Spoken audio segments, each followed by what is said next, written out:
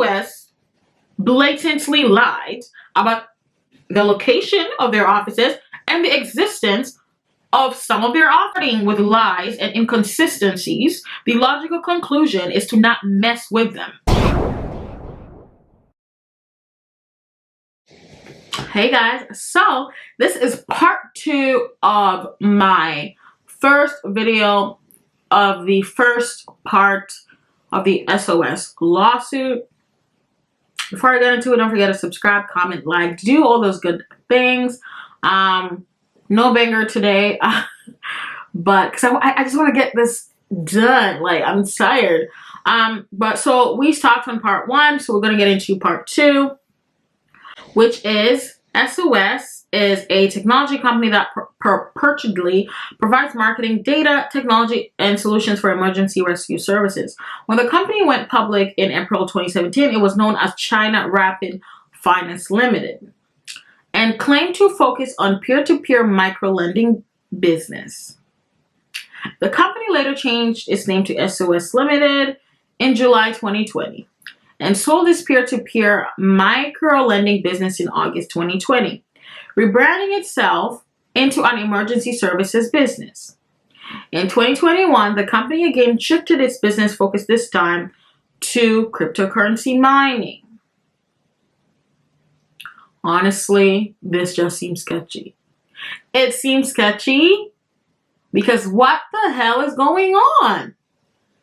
It literally rebranded itself 10 times within like a 9-month period. And I feel like this is the reason why most of the time on this channel, I do say, you gotta be careful of China stocks. I don't know, they just be doing some sort of fraud like all the time. And I'm not saying that SOS is fraudulent, but I am saying that it is quite shady to rebrand yourself 10 times within a 9-month period. They seem to just be going where the hype is going. Okay, not so much actually having a strong business model, although I personally thought that they had a pretty strong business model and I was just waiting for them to execute. Now, we know about all the things that are happening in China and they're moving to the States to replant some roots, okay? But, of course, this is such a big red flag for anybody. So, critical to SOS's purportedly successful transition into cryptocurrency mining business, where the company's claims to have entered into an agreement with HY International Group New York, which calls itself the world's largest mining machine matchmaker, to acquire 15,645 mining rigs, personal computing machines built specifically for crypto mining for $20 million. And the company plans to purchase FXK Technology Corporation, a purported Canadian cryptocurrency technology firm. Yeah, so I do live in Canada. Hi again, this is editing me in the future again. So I went back to the website just to double make sure that I was right. And guess what? Page error doesn't even exist. Safari won't even accept it. And I have never heard of the company FXK Technology Corporation. But you know what? We can do a little due diligence here. Hi guys, editing me in the future. Y'all, I just found something else. Why could this company not even afford a domain? How are you bought for millions of dollars, but your domain is literally Outlook? You have an Outlook email. Okay, bye. Back to scheduled programming. So the only thing that I have managed to find about FXK, the Canadian cryptocurrency technology firm, is in regards to SOS. I don't see much about it besides that. When you go onto FX's website, honestly guys, it's giving error messages in Chinese. This is giving fraud, okay? It really is, because even though I hold this stock, guys, logically speaking, why would a Canadian company, okay, why would their website be in Chinese or giving Chinese error messages? Now, I even went on Reddit and I saw the same thing where somebody posted something similar. And I'm like, you guys, please, I'm not going to make your decision for you. And I'm not going to push anything. But it's really giving what's going on. What's going on. Because logically speaking, a logical person please come to your own conclusion about that aspect. But yeah, let's keep going. So in addition to rapidly changing its business focus, SOS has also rapidly changed location of its headquarters. You guys, that is a big red flag, because you can't just up and move. Like, you can't consistently just up and move or have even the funds. Because when I think about how a business would work, right, you can't uproot yourself from New York to Canada in like 2 months, then uproot yourself from Canada to Europe in the next 2 months, and not even thinking like you're creating more locations, but you are actually uprooting your headquarters. Meaning, are you changing employees? Are you changing like, okay, let's just keep going. According to the company's SEC filings, the address of the company's principal executive office has changed no less than 5 times since the company went public in April 2017. Now, you guys, I am laughing so much because I feel dumb, okay? But I feel like that is the purpose of always doing your due diligence, and the purpose of, you know, backtracking when you have more information, okay? I'm not saying I'm backtracking, but I'm saying that it's giving maybe I should have sold. Okay, it's giving. But good thing, I don't usually buy a lot. I don't have a lot of stakes in companies that I don't believe in, like no doubt in my mind. There's always been doubts about SOS. I literally did even say that in my past videos. I believe it can do well, but it's not a company that my conviction is just out the roof. Like, nobody can argue with me about, okay? And I think that this is why it's important, you guys, to don't listen to other people when making financial decisions, okay? You gotta do your due diligence. I may be somebody that makes these kind of videos, but you always gotta do your due diligence, and due diligence is giving. You have changed your headquarters 5 times since you went public. You guys, make your own conclusion about that as well.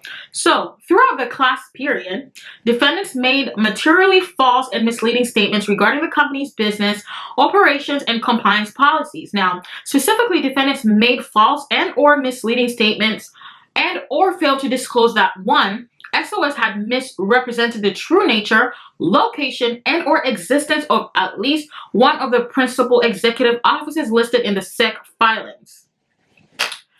Okay, now let's take the legal jargon away and let me make it make sense for you, okay?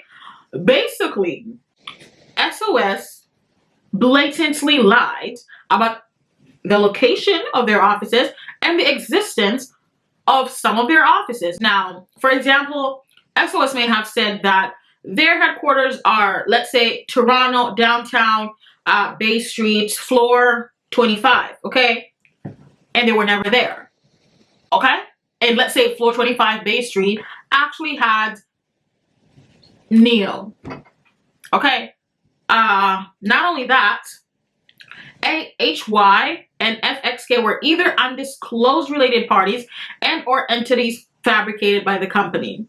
And you guys, I truly believe that FX Technology, the company that SOS allegedly acquired, I think it did not exist, okay? I did not exist. I really think it did not exist. There is absolutely no reason why it's giving Chinese error messages, okay? Because it is a Canadian company. Thus, you would maybe find French error messages or English. Chinese is nowhere a language that is purportedly used in Canada.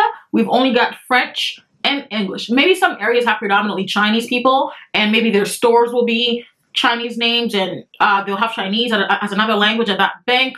But you guys, make it make sense, okay? Make it make sense, and because it's not making the sense that it's supposed to be making, okay? It's not.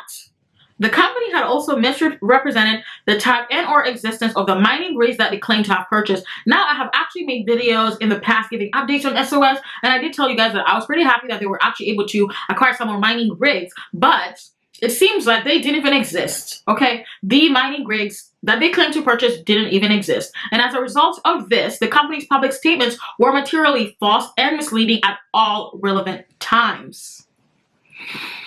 I'm gonna let that sink in a little bit, okay? I'm gonna let your mind grasp the concepts I just said. I feel like if I were SOS, if you guys have seen my other videos, okay, then you'll know that they are actually trying to dismiss this motion because there is no evidence. But I definitely do think that even if SOS is not lying and this really did happen, you can't blame the fact that these actions raise red flags. They are red flags, and if you are somebody that holds SOS, I would like you to have all the facts at play before making a decision. Now, if a company is beginning, they're a relatively new company, if they are starting with lies and inconsistencies, the logical conclusion is to not mess with them, okay? That is why, personally, I do not buy a lot of Chinese stocks. I think the only Chinese stocks I've ever bought are Alibaba, NEO, and SOS. And I did my due diligence a lot with NEO before I bought it. I bought it at $11. Way back in the day. I also bought Alibaba at like 100 something before it's high. So I did my due diligence about that a lot. And Alibaba and NEO are companies that I have a pretty high conviction on because they have executed and there is proof of that. But with SOS, all I've got is talk and rigs, okay? You're just talking and giving me rigs, and now even the rigs are fake, okay? And I actually had a comment on my channel where somebody was like, nobody will ever take you seriously making videos about Chinese stock. Okay, but I won't get into that. That was not very nice of them to say. As I'm doing my due diligence. We're doing our due diligence. But anyways, so it seems that the company's public statements were materially false and misleading at all relevant times because of all the evidence that I have given you. Now, I think this video is also getting too long, so watch out for part 3. I gotta take a break. But while you're on that, don't forget to subscribe, like, comment, and share with a friend who owns this stock or who is going to buy this stock. And I will see you in the next video. Bye!